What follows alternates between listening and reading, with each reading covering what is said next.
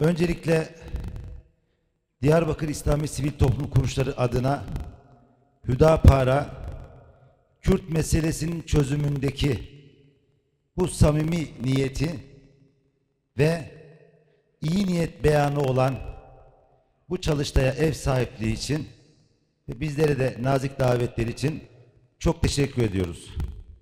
Bizler Diyarbakır İslami Sivil Toplum Kuruluşları olarak Kürt meselesini Kürt toplumunun bütün katmanlarının katılımıyla geniş bir müzakere zemininde İslami ve insani haklar temelinde çözülmesi gereken bir mesele olduğunu söylüyoruz ve bunun muhatabı da sadece Kürt meselesinin muhatabı PKK ya da DEM değil, Kürt meselesinin muhatabı öncelikle bölge Kürtleri ve Türkiye'de yaşayan bütün Kürtler olduğunu söylüyoruz. Kürt meselesini PKK ve silah sorununa indirgeyen, bütün Kürtlerin temsil gücüne PKK ve DEM'i çıkaran, PKK'nın ve DEM'in hakimiyet hırsını kamçılayacak bir girişim, bir süreç yönetimi, tek kutuplu bir müzakere süreci eksik, nakıs ve kusurlu olacaktır.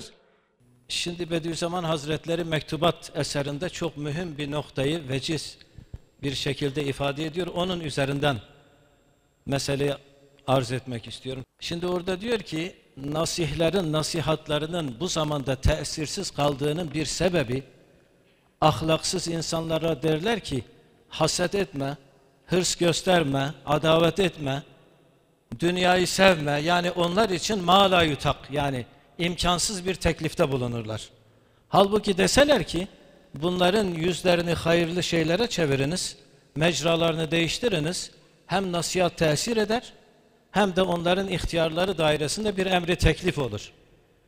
Şimdi burada ehli dalalet bu ırkçılık belasını bu ümmetin içine atmış. Bilhassa gençlere şırınga etmiş bu ırkçılık zehirini. Şimdi en dindar genç dahi bakıyorsun ki böyle damarına dokundukları zaman birden bu ırkçılık damarı heyecana geliyor. Şimdi biz bunlara karşı bir çözüm olarak sen ırkçılık yapma veyahut milliyetçiliği bırak dediğin zaman tesir etmiyor. Peki ne yapacağız? İşte Bediüzzaman'ın buna bir çözümü diyor ki müsbet milliyetçilik. Onun için ben bu toplantıyı müsbet milliyetçilik gibi bakıyorum, görüyorum ve bunun çözümü de budur. Ahir zamanın Süfyan ve Deccal gibi nifak ve zındıka başına geçecek eşhas-ı müthice muzırraları İslam'ın ve beşerin hırs ve şikakından istifade ederek az bir kuvvetle nev-i beşeri hercü merc eder ve koca alem İslam'ı esaret altına alır. Ey ehli iman! Zillet içinde esaret altına girmemek isterseniz aklınızı başınıza alınız. İhtilafınızdan istifade eden zalimlere karşı innemel mu'minune ihvetun Kale-i Kudsiyesi içine giriniz, taassun ediniz. Bak görüyoruz 3-5 milyonluk bir devlet bütün alemi İslam'a kafa tutuyor. Tek sebebi bizim aramızdaki ihtilaflardır. Bize İslam kardeşliği, iman kardeşliği yeter, artar da bu şuuru Cenab-ı Hak cümlemize ihsan eylesin. Brian Heja Müslüman elhamdülillah. Ve ma baver kiriye ku xlasya insaniyet ed İslam edeye. Lawra İslam dini Rabbi kainateye ve dini tamamı enbiya u peygamberaya. Peygamberin Xuda daimi tarih ede, mücadele mazluma dane, mücadele bindesta dane.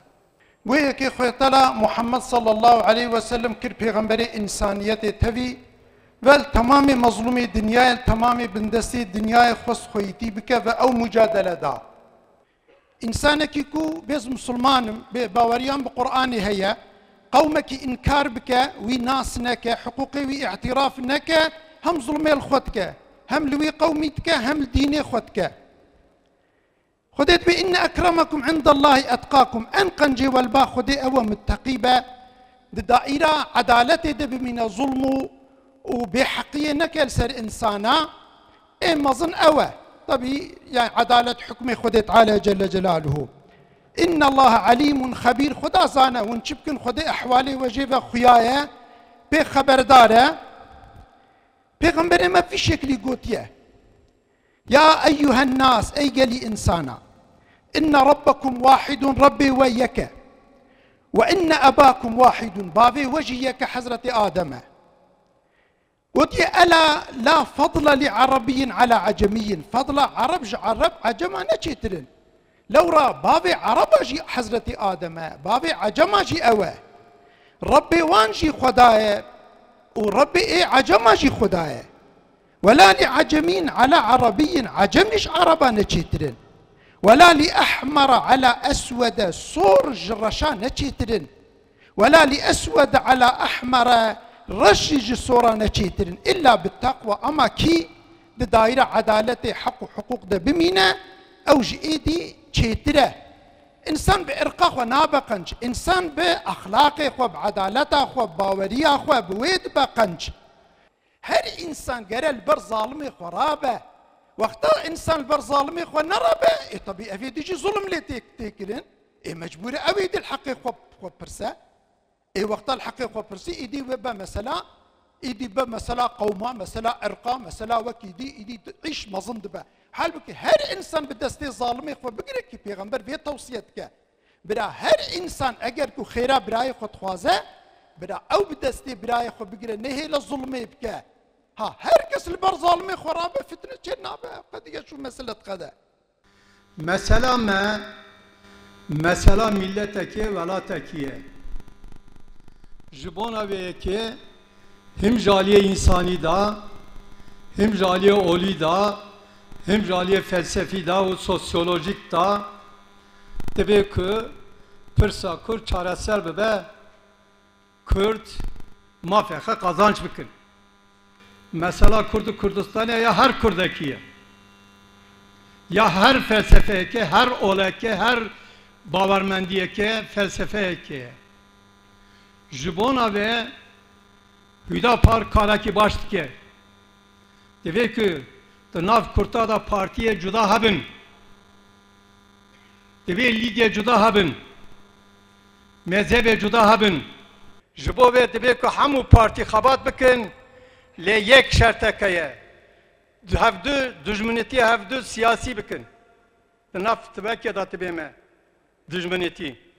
Rakhne bikin le şiddete çek hemberi hevdib karnayının rasti namlı bir mesele Kürt münakaşat kini lü dünya tizani çete münakaşa kirin her millet her devlet tebecek ki eme devlet aka millete çaba peş bakın ya em milleteki hazarın salal ve harame dijini milleteki kavlin hin zaman eme Kurdi ne Kurdiye zamane perverdeyiye Jivet trajektir, dramatiktir, hıraptır, tıkarat istek bu be.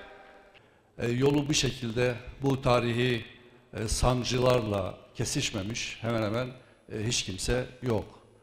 Dolayısıyla hayatlarımızla özdeşleşmiş bir meseleden bahsediyoruz. Tabii çeşitli merhalelerden geçti bu mesele. İbrahim dostumun da söylediği gibi aslında işte bir en son süreçlerden başlayacak olursak yani bölünmeden bu yana olup bitenlere bakacak olursak işte bir İngiliz ve bir Fransızın bu ülkemizi Kürdistan'ı 4 parçaya bölmesi, farklı farklı ülkelerin sınırları içinde kalmak tabii ki tarihi biraz alt üst etti. Yani Kürt halkı Türkiye Cumhuriyeti yurttaşı Kürtler diyelim. Bu 200 yıllık tarih içerisinde var olma mücadelesi verdiler. Nasıl var olacağız? Ya bu soruya cevap aradılar. Ve sonra işte bugün geldiğimiz aşamada bulunuyoruz. Ama tabii geldiğimiz nokta iç açıcı mı? Bence iç açıcı değil.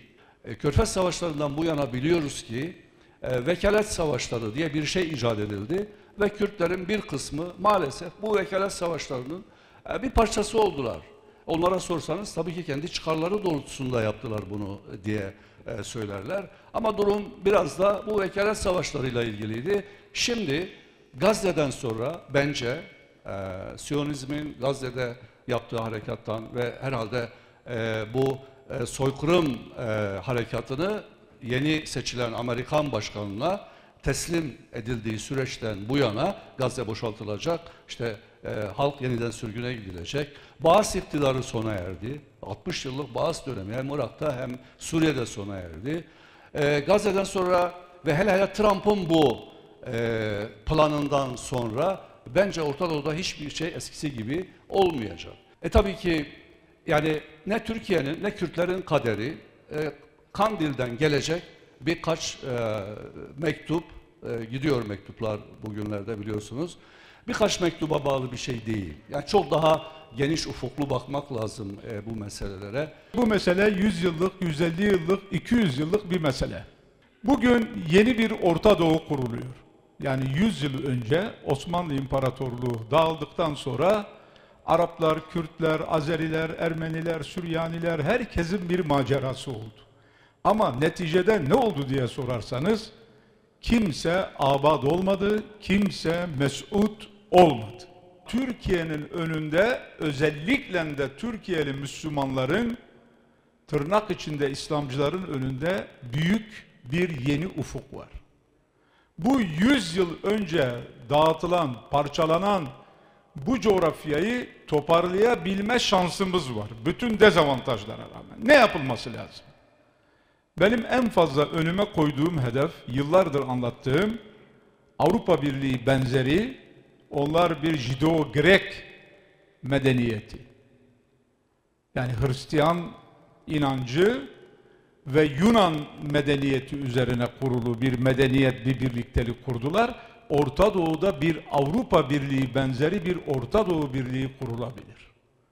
Balkanları, Kafkasları, Ermenileri de içine alan, Gürcüleri içine alan bir yeni Orta Doğu Birliği.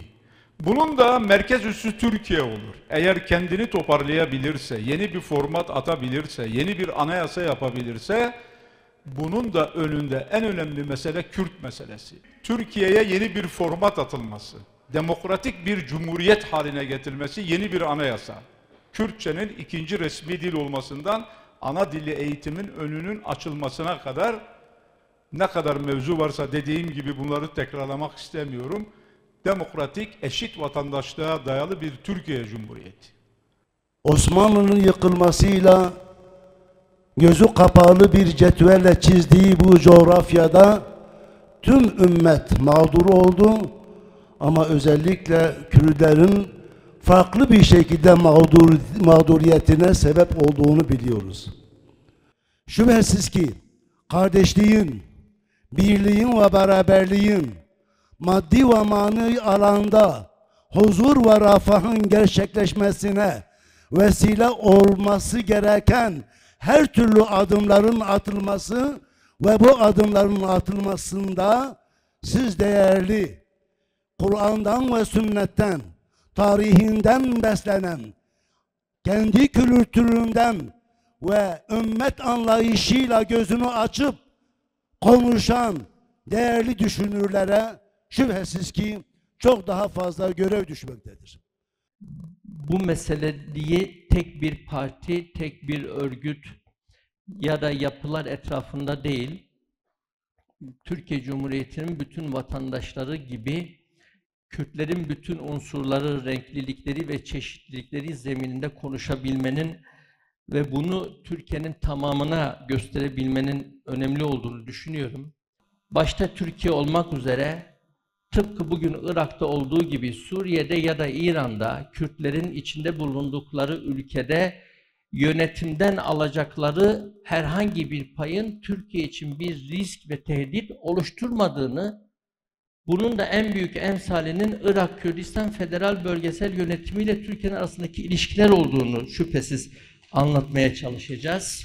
Buradan çıkacak bildirgenin başta devleti yöneten AK Parti siyaseti ve ittifak siyaseti olmak üzere Türkiye'nin medyasında hakim bir şekilde görünür olan bütün fikir adamlarına, kanaat önderlerine, medya organlarına ziyaret yoluyla anlatılması ve bu ortak iknanın ve ortak toplumsal rızanın üretiminde ciddi bir inisiyatif alınmasının hayırlı olacağını düşündüğümü ifade etmek istiyorum. Tekrar teşekkür ediyorum.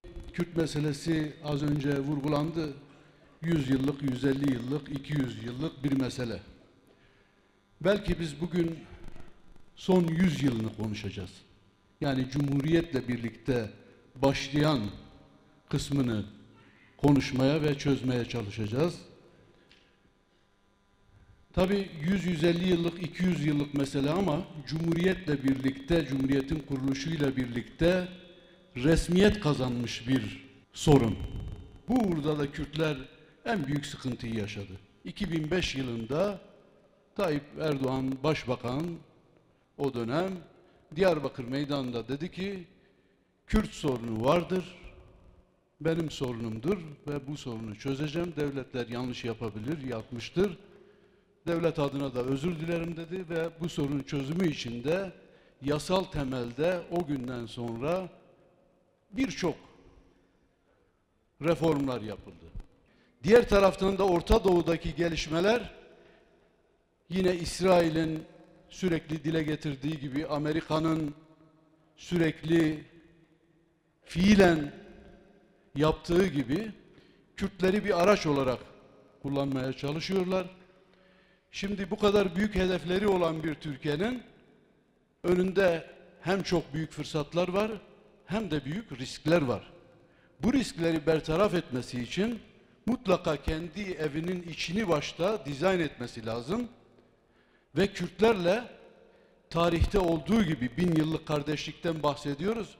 Bu hikayeden bir kardeşlik değil. Gerçekten Selçuklu'dan Osmanlı'ya ve ta Cumhuriyet'e kadar gerçekten bir birlikte yaşam vardı. Ve Orta Doğu'daki gelişmeleri bertaraf etmek, Türkiye önüne koyduğu hedefleri gerçekleştirebilmek için doğru temelde bir ittifak. Hani ucuza kapatmak, kandırmak temelinde değil, doğru temelde bir ittifak. İnşallah bu yeni dönem buna vesile olur.